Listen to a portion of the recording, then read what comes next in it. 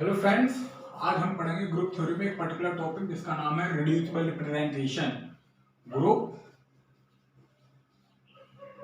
Theory.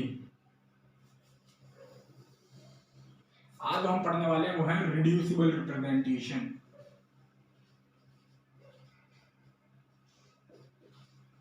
Reducible representation. तो reducible representation क्या होती है? whose representations which can be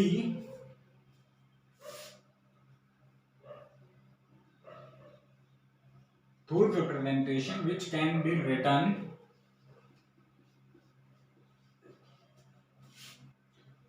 by sum of irreducible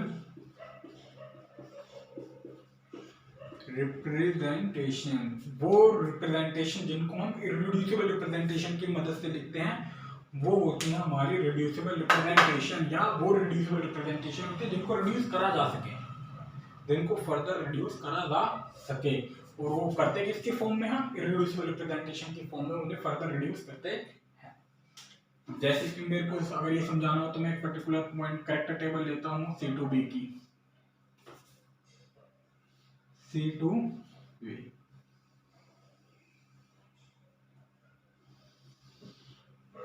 इसके अंदर होता है हमारा E, सब में होता हो तो ऑब्वियस है E।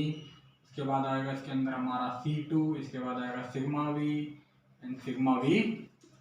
इसके मॉलिक्यूलर सिंबल लिख लेते हैं A1, A2, B1 and B2 and then 1 1 1 1 total symmetric representation बोलते हैं इसे।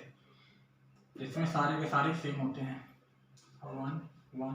फिलहाल मैं 1 1 ही लिखता हूँ, फिर मैं इनको साइन लगा दूंगा क्योंकि थोड़ा आसान हो जाता है लिखना। यहाँ माइनस, यहाँ माइनस, यहाँ माइनस, यहाँ माइनस, यहाँ माइनस, यहाँ माइनस। ये है हमारी C2B की कैरेक्टर टेबल। तो ये जो ईच मॉलिक्यूलर सिंबल के आगे जो रिप्रेजेंटेशन, ये हर एक A1 A2 B1 B2 ये क्या एक इररिड्यूसिबल रिप्रेजेंटेशन है C2B पॉइंट ग्रुप के लिए।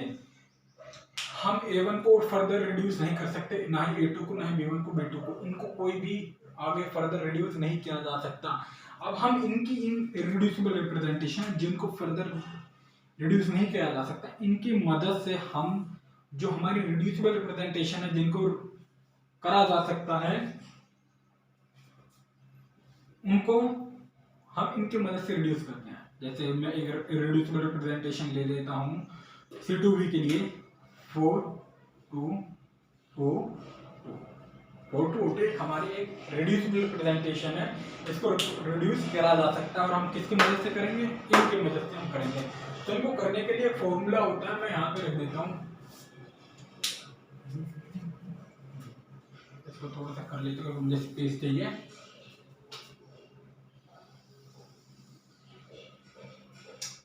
जो रिड्यूस करने का फॉर्मूला होता है वो होता है 1/h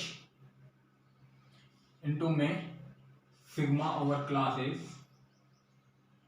या सिग्मा ओवर h कुछ भी लिख लो एंड r काई r काई r का यहाँ पे कैरेक्टर है, कैरेक्टर को रिप्रेजेंट कर रहा है, और h है हमारा order.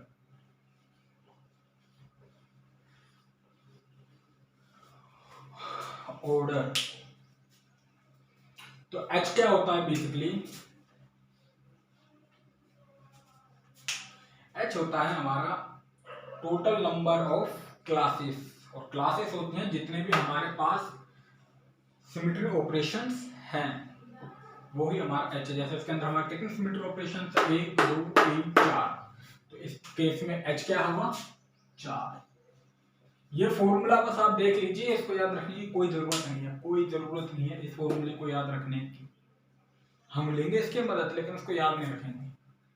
H is equal to order, H is equal to 4 यहाँ पे। और जैसे आप जानते हैं कि गोट के एक पोस्टुलेट ये भी है कि द ग्रेट ऑर्थोगोनैलिटी थ्योरम कि the number of symmetry operation is always equal to the number of मूल्यांकन सिंबल्स। तो हम h को कैसे याद रख सकते हैं, a को इस तरीके से भी याद रख सकते हैं कि h is the number of मूल्यांकन सिंबल, टोटल नंबर ऑफ मूल्यांकन सिंबल, जो कि 4 हैं। दोनों हमेशा सेम रहते हैं, इसको हमेशा याद रखना। गोट का एक परसेंट है, गोट को भी हम आगे किस लेक्चर में बताएंगे, क्योंकि गोट को पढ़ाने के लिए बहुत टाइम चाहिए, लगभग 1-1.5 घंटे की क्लास तो आराम से लग जाएगी। इतना टाइम हमारे पास फिलहाल नहीं है, तो गोट नहीं पढ़ा सकते।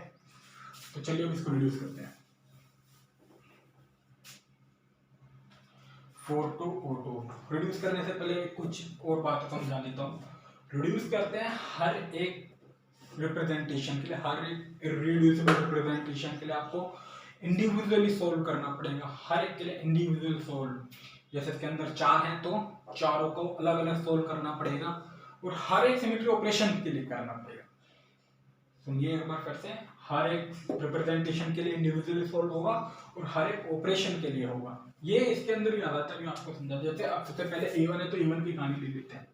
A1 सबसे आता है 1/h, 1/h, h यहाँ पे क्या है 4, इसको याद रखेंगे। 1/h जरूर करते हैं, तो भूल जाते हैं कई बंदे, लेकिन आपने भूलना 1/h। और इसके बाद क्या करते हैं देखो, अब यहाँ से समझाता हूँ। सबसे पहले आपको क्या करना है, करेक्टर लेना है किसका, सिमेट्री ऑपरेशंस का करेक्टर। सिमेट्री ऑपरेशंस का करेक्टर लिखना है सबसे पहले इंडिविजुअली। सबसे पहले हम ई को ले रहे हैं, लाइन से चलेंगे। सबसे पहले ई है तो ई का करेक्टर क्या है 1 इंटू, उसके बाद हम लेंगे हम जो रिप्रेजेंटेशन ले रहे हैं उसका करेक्टर कितना है 1। उसके बाद हम लेंगे अपनी रिड्यूसिबल रिप्रेजेंटेशन का करेक्टर जो कि है 4। फिर से सुनिए, सिमेट्री ऑपरेशन का करेक्टर इनटू रिड्यूसिबल रिप्रेजेंटेशन का करेक्टर इनटू हमारा जो हम रिड्यूस कर रहे हैं उसका करेक्टर, रिड्यूसिबल रिप्रेजेंटेशन का करेक्टर।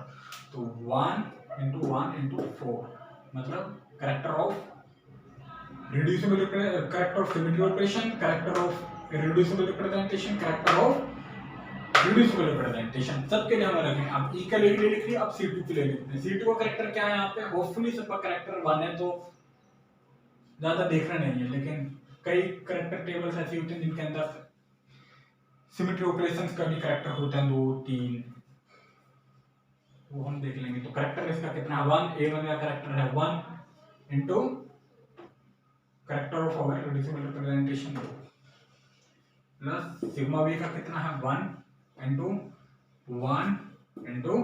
0 प्लस सबके लिए लिखा ना इंडिविजुअल सोल्व हर एक सिमेट्री ऑपरेशन के लिए। तो सिग्मा V वही करेंगे 1 इंटू 2 सोल्व करेंगे तो क्या आएगा 1/4 इंटू में 4 प्लस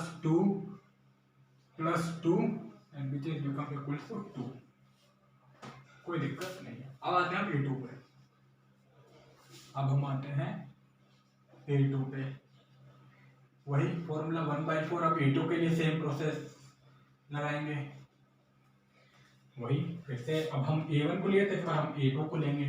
तो ये करेक्टर तो सेम ही रहने वाले हैं, 1 इंटू में 1 इंटू में 4 प्लस 1 इंटू में 1 इंटू में 2 प्लस में 1 इंटू में -1 इंटू में 0 प्लस में 1 इंटू में -1 इंटू में 2। इसको सोल्व करेंगे तो कितना आएगा 1/4 इंटू में 4 प्लस 2,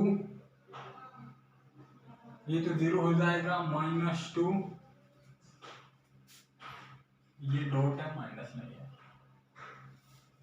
जो कि बिकम इक्वल्स टू 1। 2 से 2 कैंसिल, 4 1 4, 4/4 1। फिर हम सोल्व करेंगे V1 के लिए। V1 के लिए सोल्व करेंगे तो वही 1/4 इनटू में ये 2 और 1 जो आ रहा है, ये भी हम इसको समझाएंगे। पहले चलो इसके साथ सोल्व कर लेते हैं। वही करेक्टर ऑफ 1 इनटू में character of corresponding reducible representation to character of our reducible representation 4 plus 1 into में -1 इंटू में 2 प्लस में 1 इंटू में 0 प्लस में 1 इंटू में माइनस 1 इंटू में 2 क्या आया 1/4 इंटू में 4 माइनस 2 प्लस 0 माइनस 2 0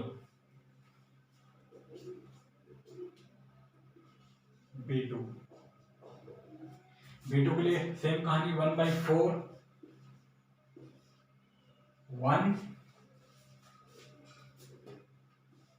इंटू में 1 इंटू में 4 प्लस 1 माइनस 1 2 प्लस में 1 माइनस 1 0 1 1 2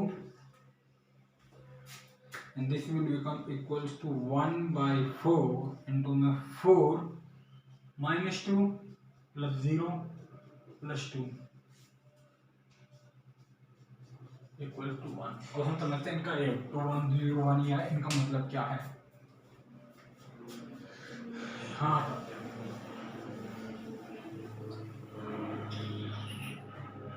क्या आया है हमारा A1 सबसे पहले देखते हैं A1 क्या आया हमारा 2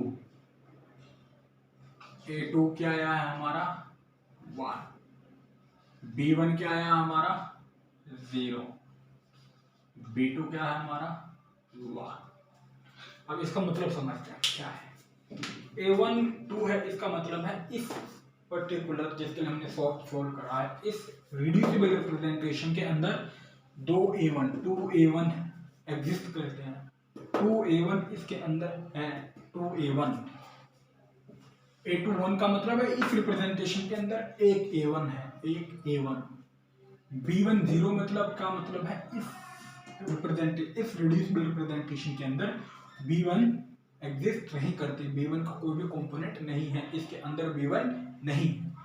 B2 का मतलब है इसके अंदर एक B1 है मतलब इसके अंदर क्या क्या है 2A1 है एक B2 है B1 नहीं है और एक B2 है। तो इसको लिखेंगे कैसे इसको तो हम रिप्रेजेंटेशन करेंगे तो क्या लिखेंगे 2A1 plus A2 plus B2 ये है इसकी रिड्यूसिबल रिप्रेजेंटेशन। हमने इसको रिड्यूस कर दिया in by using this reducible representation और क्या है 2A1 plus A2 plus B2। I hope आपको समझ में आया होगा। एक बार फिर से समराइज करा देता हूं। ये है हमारे रिड्यूसिबल रिप्रेजेंटेशन। इसके लिए सबसे पहले हमने रिड्यूसिबल रिप्रेजेंटेशन पढ़ा था। रिड्यूसिबल रिप्रेजेंटेशन वो रिप्रेजेंटेशन है जिनको हम फर्दर रिड्यूस कर सकते हैं और रिड्यूस किसकी मदद से करते हैं इररिड्यूसिबल रिप्रेजेंटेशन की मदद से हम रिड्यूस करते हैं। तो इसको समझने के लिए हमने एक से 2 पॉइंट ग्रुप लिया इसके लिए करैक्टर रखे। ये इसके रिड्यूसिबल रिप्रेजेंटेशन को फर्दर रिड्यूस नहीं करा सकता। हमने एक रिड्यूसिबल रिप्रेजेंटेशन ली 4202 और हमने हर एक रिप्रेजेंटेशन के लिए सोल्व करा है। ऐसे करना पड़ता है यही है सो कोई शॉर्टकट नहीं है इसका। A1 के लिए करा 1/4 4 ये होता है 1/h होता है या तो आप ऐसे समझ लीजिए कि total number of numerical symbol या total number of symmetry operations. अगर यहाँ पे सपोज करिए यहाँ पे लिखा होता 2 और 3 सपोज करिए मैं बस आपको हाइपोथेटिकली समझा रहा हूँ कंडीशन देके समझा रहा हूँ। तो हमारा h कितना हो जाता 1 2 तो हम इसको 1 नहीं लेते इसका अगर 2 लिखा है तो 2 लेते तो 1 2 3 एंड 3 3 6 एंड प्लस 1 तो इस केस में हमारा h कितना हो जाता 7 h कितना हो जाता 7। तो ये जो नंबर लिखे होते हैं उनको भूलना नहीं है उनको छोड़ते नहीं है उनको ऐड करते हैं मतलब h को देखते हैं। तो e 2c2 प्लस में 3 सिग्मा v प्लस में सिग्मा v तो कितना होता है h7। तो उस केस में h4 नहीं होता तो ये जो कोफिशिएंट होता है इनको भी काउंट करते हैं h को जब देखते हैं तो इस केस में तो h हमारा 4 ही है क्योंकि सबका करैक्टर 1 1 है। फिर क्या रख करते हैं 1/h तो 1/h is equal to 1/h तो मतलब होगा 1/4 इनटू में character of symmetry operation into में करैक्टर ऑफ जो भी आप रिप्रेजेंटेशन ले रहे हैं factor of over reducible representation, ऐसे करके हमने सबका लिए निकाला और हमारे को आया A1 A2 A1 2 A2 1 B1 0 B2 1। इसका मतलब क्या था कि A1 इसके अंदर 2 A1 एग्जिस्ट करता है। अभी मैं दिखाऊंगा कैसे एग्जिस्ट करते हैं, अभी मैं दिखाऊंगा। A2 1 करता है, B1 नहीं करता, B2 1। तो देखने का तरीका मतलब अगर आपकी जो रिप्रेजेंटेशन है वो ठीक है, उसको देखने का तरीका है 2A1 है ना, तो A1 लिख लेते हैं 2A1, तो 2A1 लिखेंगे तो अगर हम 2 से इसको मल्टीप्लाई करेंगे तो क्या मिलेगा, 2 2 2 2 2 2 2 A2 कितना है 1, तो ऐसे कैसे था 1 1 माइनस 1 माइनस 1, B1 है ही नहीं, B2 है 1, तो 1 माइनस 1 माइनस 1 ऐड कर लो इनको, देख लो सेम ही आएगी।